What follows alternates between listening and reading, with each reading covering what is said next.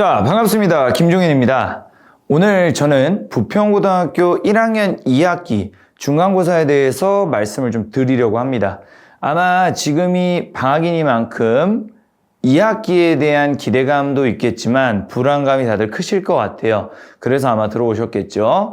2학기 중간고사 어떻게 공부해야 할지 전략을 말씀드릴 건데 그 전에 간단하게 제 소개부터 드리겠습니다. 저는 정렬사관학원 국어과 대표 강사고요. 부평고는 올해로 내신 대비 6년 차에 접어들었습니다. 2024년에 우리 학생들 유의미한 성과 간단하게 정리를 했고 예년에 입결들도 부평고에서 유의미한 학생들로 좀 적었습니다. 제가 24년도 1학기 지금 1등급 최다 배출 강사입니다. 학생들 1학기 때 열심히 저랑 공부해 줬고요. 지금 현재 제가 부천, 인천 단일 국어 강사 중에 최다 수강생을 함께 모시고 있습니다. 최다 수강생 보유가 아니라 최다 수강생을 제가 잘 모시고 있다. 아주 감사하게도 함께 공부하고 있습니다. 그리고 JH 국어연구소 리더로 지금 열심히 국어 공부하고 있습니다. 저희 JH 국어연구소에 윤조현 선생님, 이주 선생님이 함께 강의하고 있고요. 현재 600명이 넘는 학생들이 모여있는 국어 카톡방에서 활발하게 자료 만들면서 일하고 있습니다. 인스타 2.7만 팔로우 국어 강사로 학생들하고 즐겁게 소통하면서 열심히 일하고 있는 강사입니다. 자, 좋습니다. 제가 1학기 때 내신 대비했던 거 간단하게 실적을 좀 보여드릴게요. 이건 제 자랑입니다. 제가 요렇게 1학기 중간고사 때 많은 학생들이 행복하게 성적 상승을 경험을 했었고 자, 요거는 1학기 기말고사입니다. 1학기 기말고사 역시 저희가 부천에서 최다로 1등급을 보유하고 있습니다. 제가 여기 가운데 있고 우리 JH 국어연구소의 미녀쌤들 여기 있죠. 제가 이 실적을 보여드린 이유는 물론 제가 자랑도 있지만 그만큼 제가 지금부터 이제 말씀드리려고 하는 국어 내신 대비 부천에 있어서의 국어 내신 대비 제가 잘 알고 있다는 점 말씀드리고 싶어서 이 실적을 좀 말씀을 드렸고요. 자, 그러면 본격적으로 같이 부평고등학교 내신에 대해서 좀 살펴보겠습니다. 자, 넘어가서 일단 오늘 여러분들께 말씀을 드리고 싶은 거는 이번 연도 2학기 중간고사에 대한 대비책이에요. 그 대비책을 말씀드리려면 작년도 중간고사를 좀 뜯어봐야겠죠. 작년도 중간고사가 어떻게 나왔는지를 확인하고 그렇다면 올해는 어떻게 대비해야겠다라는 전략이 맞으니까요. 자, 작년도 중간고사 제가 엑기스만 뽑아서 간단하게 정리 분석해왔는데 함께 보시겠습니다. 부평고등학교 문항 구성과 반영 비율입니다. 문항 구성은요, 지필평가에 있는 그 시험지 안에 있는 문항들이 어떻게 구성되어 있는지를 말씀드리는 거고요. 반영 비율은 지필과 수행의 비율에 대해서 말씀을 드릴 겁니다. 아마 1학기 때 다 해보셔서 아시겠지만 그래도 다시 한번 상기를 시켜드리겠습니다. 이 반영 비율에 대해서요. 첫 번째 이 문항 구성은요, 여러분들 28문항이죠. 오지선다형이 24문항, 객관식이죠. 객관식이 24개고요. 서술형이 4개입니다. 자, 일단 첫 번째로 우리가 봐야 할 건 28문항이잖아. 시간의 압박이 굉장히 크다. 잘 공부해놓고 현장 가서 망할 수 있다. 시간 부족으로 망할 수 있다. 시간의 압박이 크다는 거 기억을 해야 되고 두 번째로는 28문항이니까 그나마 실수에 대한 압박은 좀 줄 수 있다. 무슨 말이냐? 배점이 낮다. 배점이 낮아서 한 문장 한 문장 실수하는 거에 대해서 부담감은 좀 덜 할 수 있다. 시간 압박은 크되 실수 압박이 조금 적다. 이렇게 정리를 하시고 그럼 시간 압박에 대비해야겠지. 모의고사를 미리 좀 28문항으로 세팅해놓고 보면서 28문항을 50분 안에 들어오는 연습을 해야 한다. 이걸 좀 말씀을 드릴 거고 자, 두 번째로 우리가 유의미하게 살펴봐야 되는 건 서답형 내문항이다. 내문항이면 적지 않다. 그쵸? 내문항, 서답형에 대한 대비가 되어 있어야 한다. 말씀을 좀 드리고 이따가 서답형 문제 살펴보면서 어떻게 대비해야 할지도 같이 이야기를 나누겠습니다. 자, 세 번째로 여러분한테 말씀드린 것은 자, 반영 비율인데 이 반영 비율에서 수행평가 봐라. 수행평가 몇 퍼야? 40%다.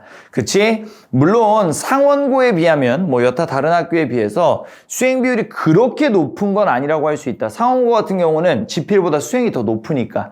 다만 우리 부평고에서도 수행 비율이 낮진 않다. 6대 4면 지필을 잘 봐도 수행에서 망할 수 있다. 우리가 가끔 강사들 포함해서 실수하는 것 중에 하나가 지필만 잘 보면 막 박수 친단 말이야.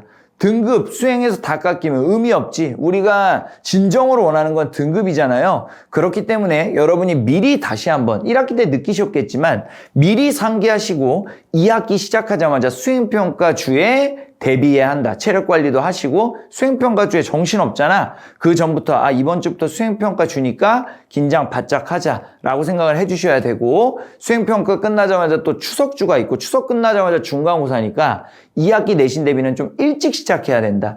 그냥 2학기 시작하자마자 내신 대비 시작한다고 생각하면 될 것 같아. 그 내신 대비 안에는 지필도 있지만 수행 대비도 있다는 점을 반드시 명심하기를 바라겠습니다. 그래서 다시 한번 상기를 해줍니다. 수행평가 40이다. 그래서 미리 대비해야 한다. 자, 이렇게 문항 구성과 반영 비율에 대해서 좀 살펴봤고요. 자, 넘어가서 이번에는 본격적으로 이 28문항이 어떤 식으로 나와 있는지 그 이제 분석을 좀 한번 해보겠습니다. 분석을 같이 쭉 해볼까. 자. 보면 이 28문항, 객관식 24문항의 서답형 4문항으로 이루어져 있지. 얘를 좀 보자.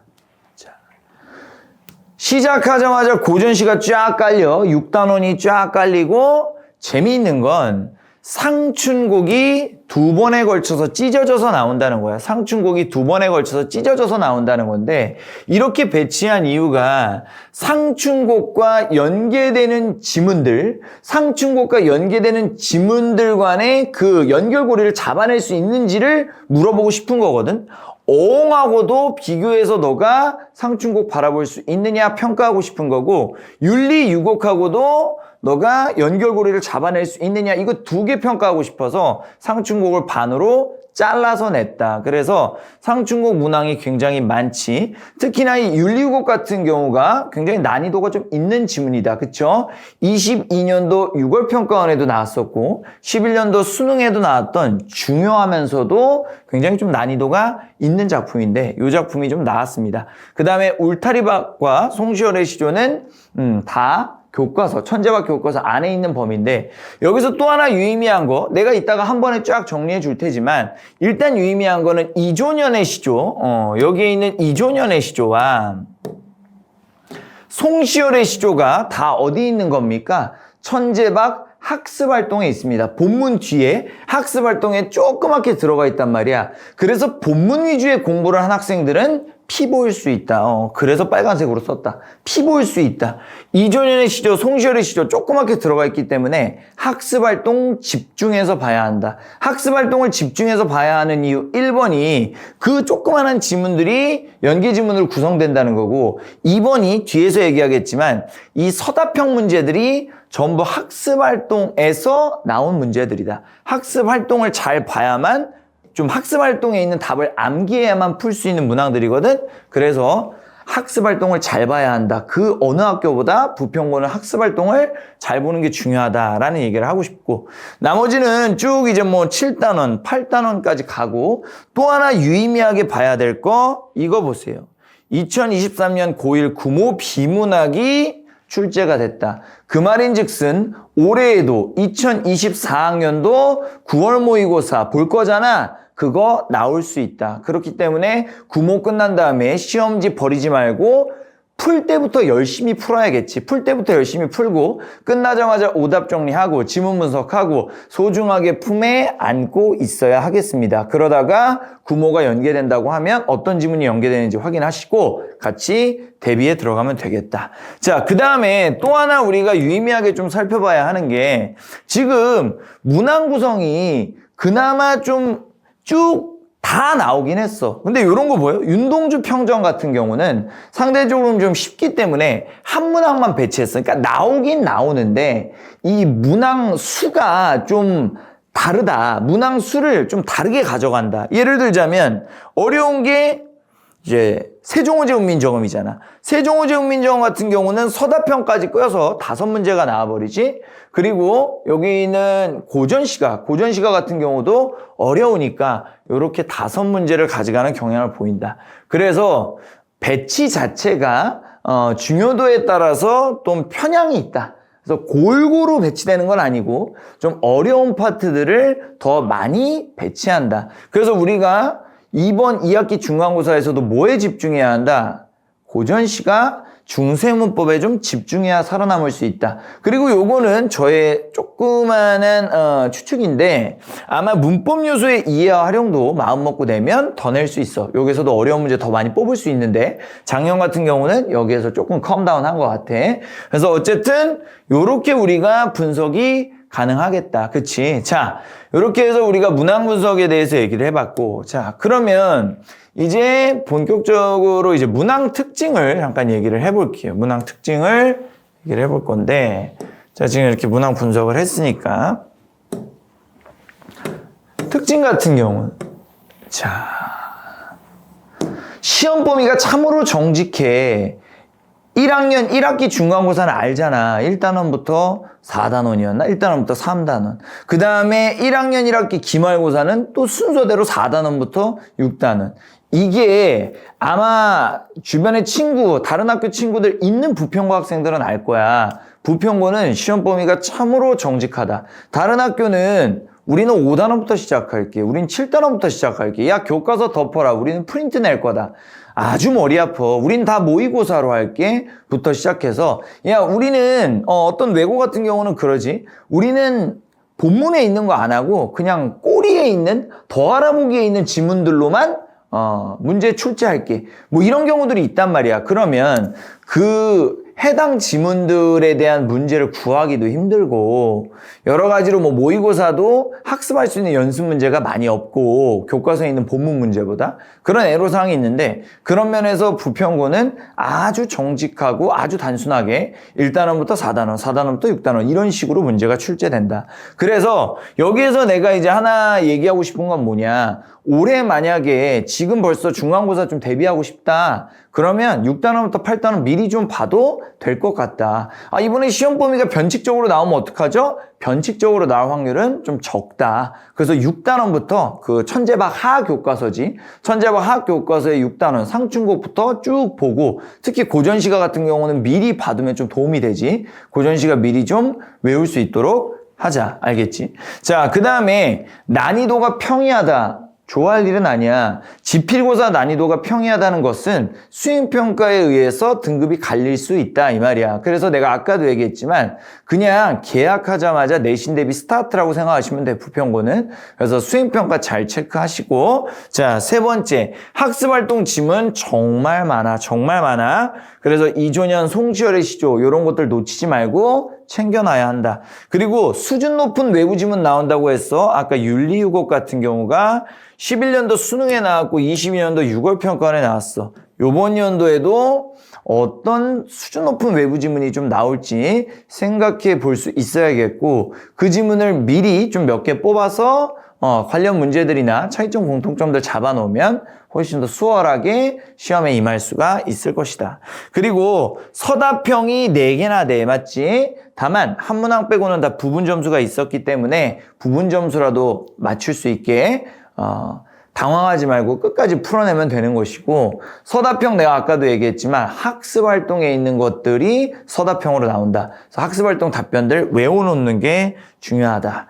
중요도 순의 문항수 배분. 그래서 너도 중요도 순으로 공부를 열심히 해야 돼. 또 범위가 꽤 되잖아? 6단원부터 8단원에다가 9월 모의고사까지. 그러면 너가 그 범위를 다 공평한 힘으로 공부하는 건 좀 비효율적일 수 있다. 중세문법과 고전시가에 힘을 좀 더 쏟아야 한다. 왜? 거기서 문항수가 많이 나오니까. 그리고 문항수가 많이 나온, 우리 다 해서 몇 문항이었어? 28문항이었지. 문항당 배점은 적어서 실수에 대한 압박은 좀 적을 수 있어도 시간에 대한 압박이 있기 때문에 미리 28문항으로 구성된 모의고사 봐야 한다는 점을 얘기한다. 그래서 자, 넘어가서 우리가 문제를 좀 보고 나서 자, 앞으로 어떻게 대비할지까지 싹 정리하고 끝내겠다.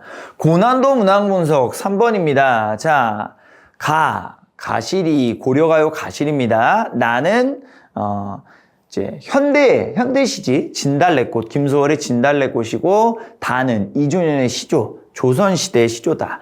자, 그래서 하나씩 좀 살펴볼게. 실전적으로 좀 가보면 먼저 가나다를 비교하여 이해한 것으로 적절하지 않은 것은 음보율에 의한 음악성이 두드러진다. 음보율을 우리가 알아야 되는데 일단 가실이는 고려가요이기 때문에 3음보다 괜찮니?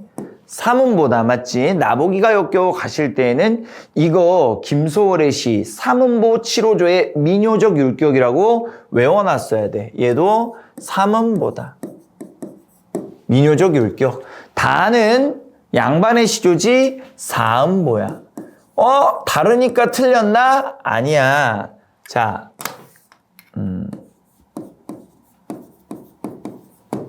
다르니까 틀렸나? 아니, 음보율에 의한 음악성이 두드러진다지 같은 음보율이라고는 안 했잖아. 그래서 1번은 맞는 거야. 선지를 좀 세밀하게 봐야 하는 문항이었어.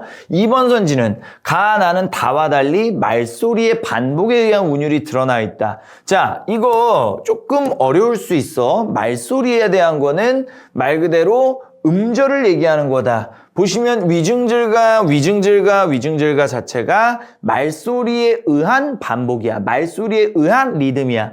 여기도 나보기가 역겨워 가실 때에는 이 말소리의 자체에 대한 리듬이다. 말소리가 똑같이 반복되는 거야. 반면에 다는요. 리듬은 있지만 말소리의 리듬이 아니라 글자 수의 리듬이야. 말소리가 아니라 얘는 글자 수로 리듬을 맞춘다. 시조가 우리 음수율 얘기하는 건데 음수율이 4글자 혹은 4글자의 음수율을 띈다라고 해서 나는 말소리에 의한 반복, 다는 글자 수에 의한 반복만 나타나기 때문에 2번도 맞는 선지가 될 것이고 나와 달리 다는 한행을 4마디씩 끊어 아까 4음보가 한행을 4마디씩 끊는다는 얘기였어. 맞지? 그러니까 3번도 맞는 선지가 된다. 다와 달리 나는 현대의 시임에도 전통적인 민요적 율격을 느낄 수 있다. 맞아. 이거 고려가요. 이거 조선시대의 평시조야. 자, 4번 나 같은 경우만 이게 현대시인데도 불구하고 김소월의 시라 민요적 율격이 그대로 드러나 있어. 민요적 율격이라고 하면 3음보 7호조다. 그래서 3음보 7호조의 민요적 율격을 느낄 수 있다. 4번 선지를 찍은 친구가 많았는데 얘 맞았다. 자, 5번이 왜 틀렸냐. 5번 보면 이별의 정한이라고 하거든. 이별의 정한. 다 봐. 가는 이별의 정한이 맞고 나도 이별의 정한이 맞아. 근데 다가 하는 맞아. 슬픔은 맞단 말이야. 근데 이거는 봄날에 느끼는 슬픔이야.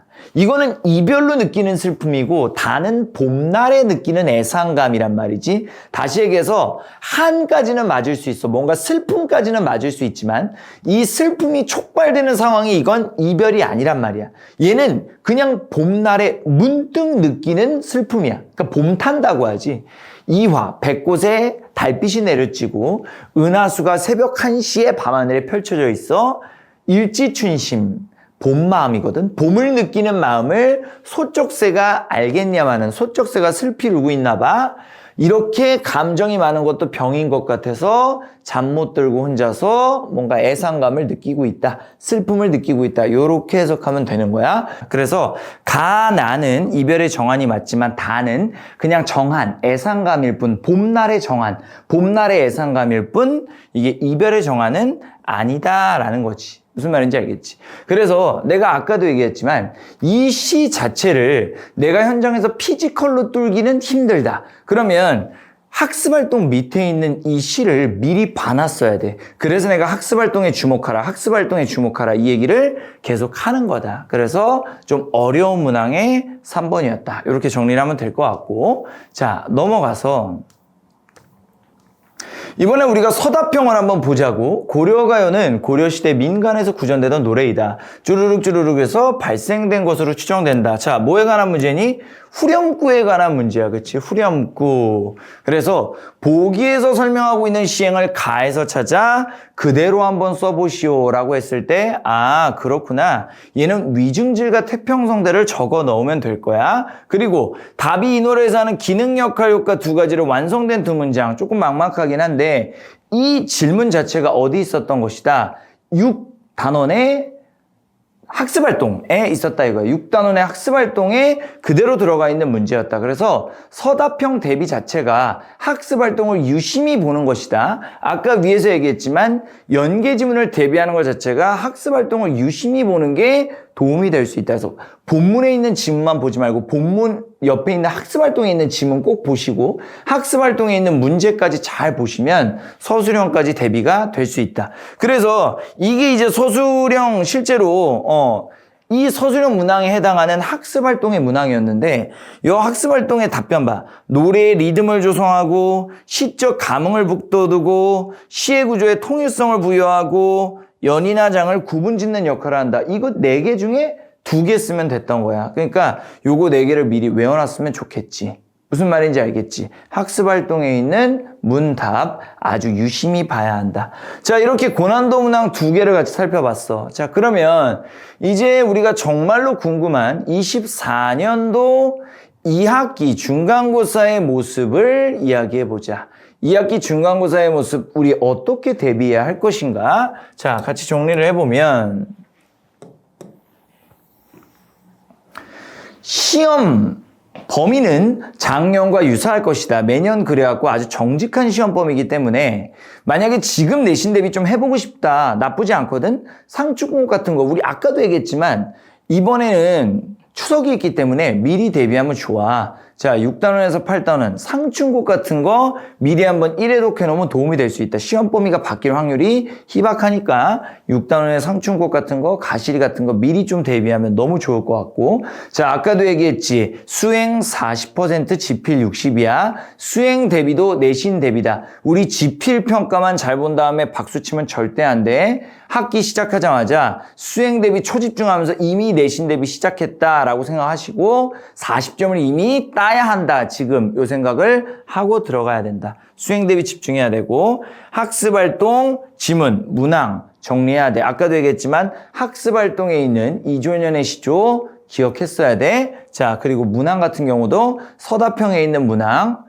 그대로 학습활동에 있는 문항이었다. 학습활동 문항에 있는 답 외워서 서다평에서 쓸 수 있도록 해야 한다. 물론 이해를 기반으로 한 암기여야겠지. 자, 그 다음에 상충곡. 작년에는 윤리우곡과 연계됐어. 윤리우곡 절대 쉽지 않은 시야. 올해에는 상충곡이 무엇과 연계될지 미리 좀 생각을 해봐야 돼. 뭐 면항전가 있을 수도 있을 테고 어부단가일 수도 있을 테고 올해 수능 특강 수능 완성에 있는 지문일 수도 있을 것 같다. 어부사시가 같은 지문도 우리가 좀 같이 봐두면 좋을 것 같다. 그리고 아까도 얘기했지만 시험 범위가 많아. 6에서 8 그리고 모의고사까지. 다만 그 시험 범위를 다 골고루 똑같이 문항수를 하진 않아. 그치? 중세헌법과 고전시가에 많은 문항들이 출제되기 때문에 우리도 중세헌법과 고전시가에 비중을 좀 둬야 한다. 무슨 말인지 알겠지? 그리고 올해 구모 미리 분석해 놓으면 좋아. 작년 구모도 출제가 됐기 때문에 올해 구모도 미리 분석해 놓으면 너무 좋고 여기서 또 하나 더 얘기하면 이거 몇 문항이라 그랬어? 28문항이라 그랬지. 미리 대비해. 28문항 미리 모의고사 여러 세트 돌리면서 50분 안에 28문항 풀어내는 연습, 서답형 4개까지 넣어서 훈련하면 좋아. 그렇게 해서 시간 관리까지 미리미리 세팅하시면 고득점 받을 수 있을 거야. 자, 부평고등학교 내신 대비 이번에 내가 할 거거든. 내가 잘한다. 우리 같이 해가지고 유의미한 성과 얻을 수 있길 바라면서 또 여러분들 공부하면서 요거 꼭 생각하시면서 내신 대비 하시기를 바랄게요. 자, 너무너무 고생했습니다. 저는 여기까지 할게요.